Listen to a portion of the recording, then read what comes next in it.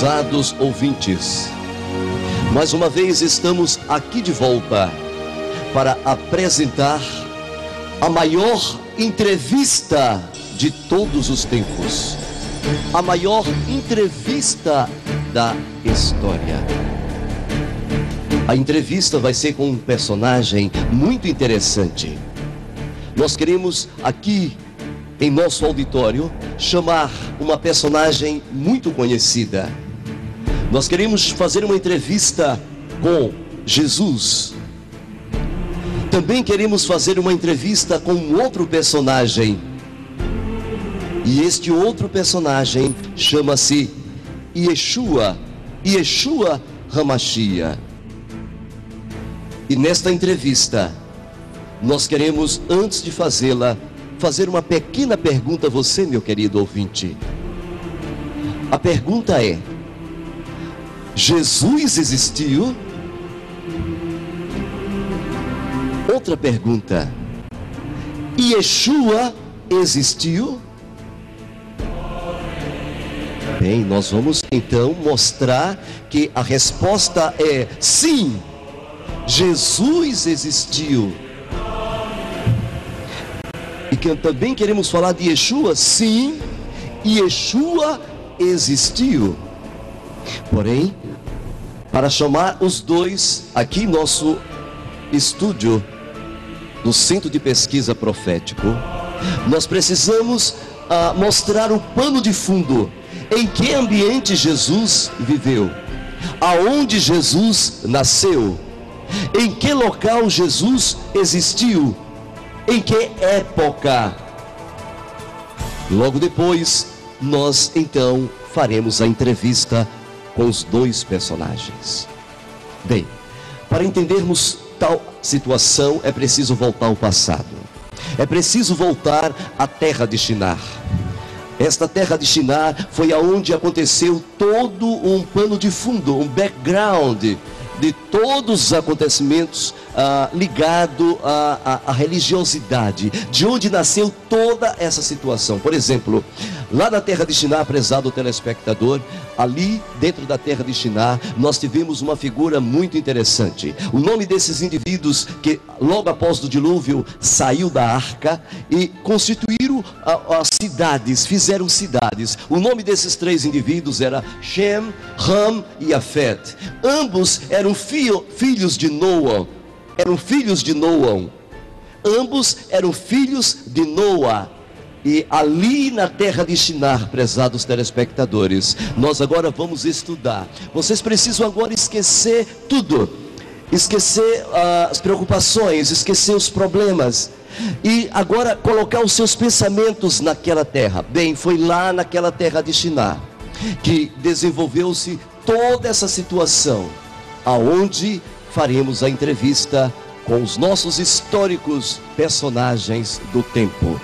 Bem, a primeira coisa interessante é que quando os filhos de Noa saíram da arca, eles foram para uma região chamada Calner, Bavel, Ereque e Acade, todos numa região conhecida hoje como terra de Shinar. Se vocês pegarem no capítulo 11, no versículo 2 do livro de Bereshit, de Gênesis, então, prezados ouvintes, vocês irão perceber como aquelas primeiras famílias começaram a se desenvolver, sabe?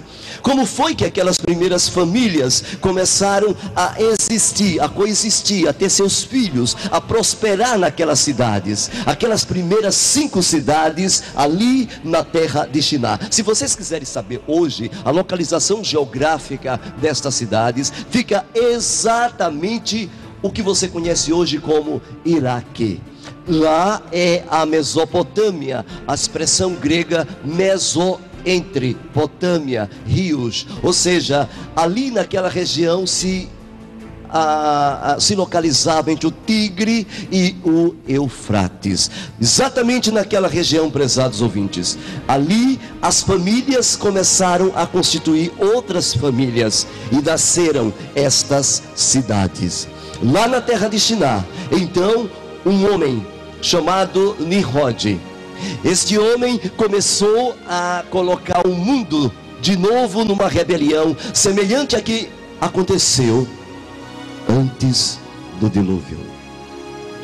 Uma rebelião tão terrível contra o Eterno, contra o Elohim Todo-Poderoso, contra o Hashem, o grande Yehie, Axé Yehie.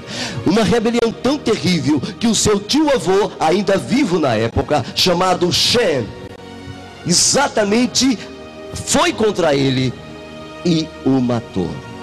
O problema é que Shem, exatamente, era um homem ainda que vivia uma vida pura, uma vida íntima com o Eterno, mas ele não suportou a rebelião de Nimrod.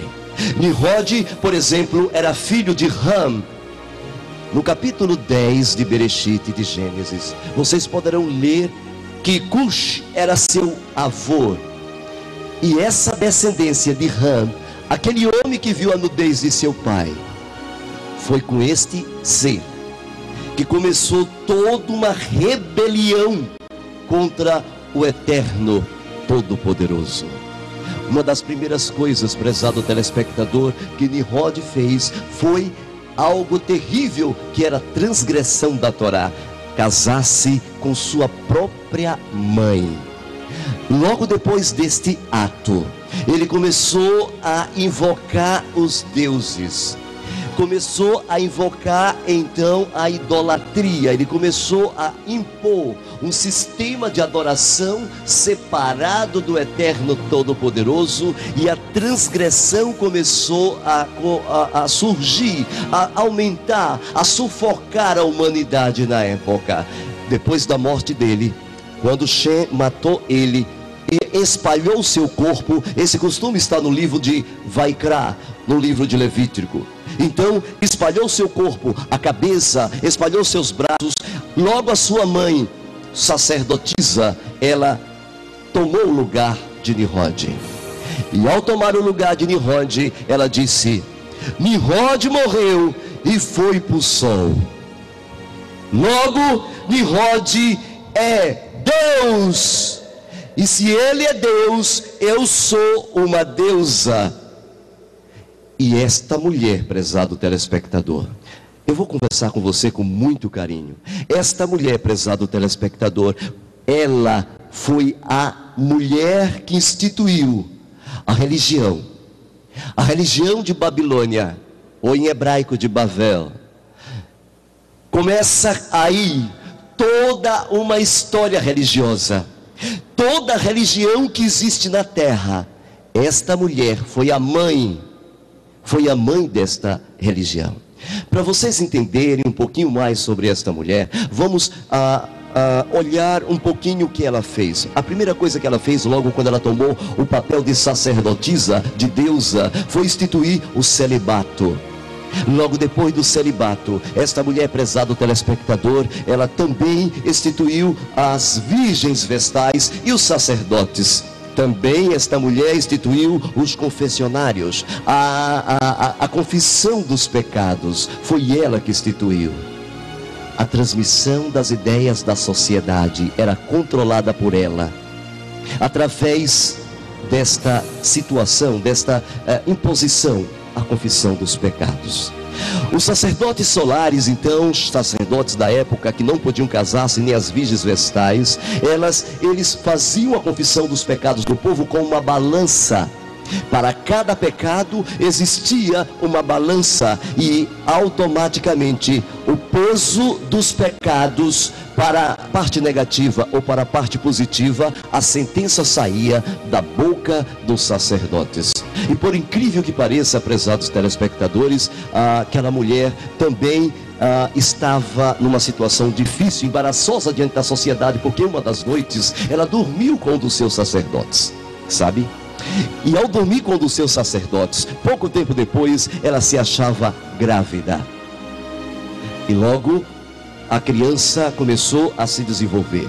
E por incrível que pareça, reunido com seus sacerdotes, ela disse ao povo que de noite Nimrod desceu.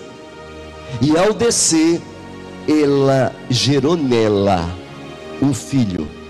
E este filho era filho de Nimrod, era filho de Deus. Imediatamente dentro do contexto mitológico, esta mulher teve o bebê. E você sabe em que dia esta criança nasceu? Isto, parabéns, 25 de dezembro, você lembrou bem. Exatamente no dia 25 de dezembro, esta criança solar, ela nasce, filho de Nimrod. Samirimas então pegou um símbolo, e que este símbolo está até hoje espalhado pelos 4 cantos da terra. É o símbolo da árvore, o símbolo da árvore de pinheiro. Exatamente porque nas noites do dia 25 de dezembro, quando o solstício de inverno está mais distante do seu ponto, o sol morre no dia 21 e no dia 25 o sol nasce. This is the sun, with carvings and writings reflecting people's respect and adoration for this object. And it is simple to understand why, as every morning the sun would rise, bringing vision, warmth, and security, saving man from the cold, blind, predator-filled darkness of night. Without it, the cultures understood, the crops would not grow, and life on the planet would not survive. These realities made the sun the most adorned object of all time.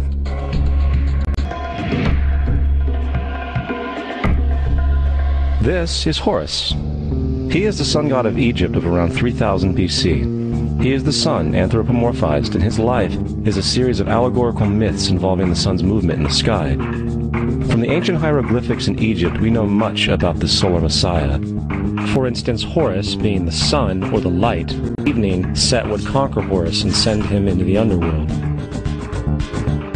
It is important to note that dark versus light, or good versus evil, is one of the most ubiquitous mythological dualities ever known, and is still expressed on many levels to this day.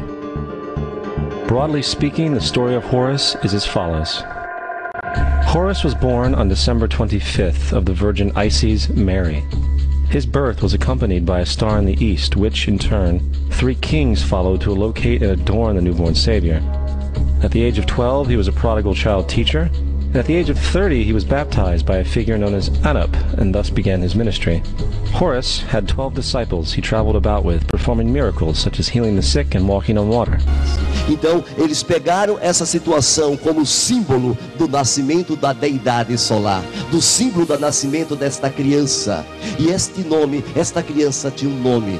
E o nome desta criança em hebraico, prezados telespectadores, chamava-se exatamente Tammuz. Isso, exatamente Tammuz. Logo então, após a sua morte, as árvores de pinheiros eram enfeitadas nas noites de Natal com as cabeças dos recém-nascidos em vilas, em cidades, em vilarejos, em grandes comunidades. As árvores de pinheiros eram enfeitadas com ouro. Em Emiarro 10, versículo 3 e 10, versículo 4, exatamente em Jeremias 10, 3 e 4, mostra esta atitude, mostra este comportamento das cidades que enfeitava suas árvores de pinheiro com prata, com ouro, e colocava as cabeças dos recém-nascidos. Bem, mas vamos correr adiante. Para poder entender a situação toda, esta mulher, ela colocou esta religião, ela começou a criar uma religião.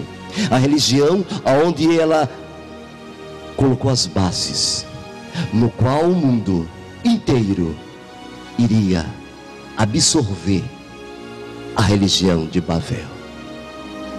Em Guiliana, Apocalipse 17, a Bíblia fala-nos desta mulher. No versículo 1, exatamente no versículo 1, Yohanan, na ilha de Patmos, nos diz que uma mulher montada numa besta que tinha 7 cabeças e 10 chifres, e a mulher estava embriagada com o sangue dos santos, e Deus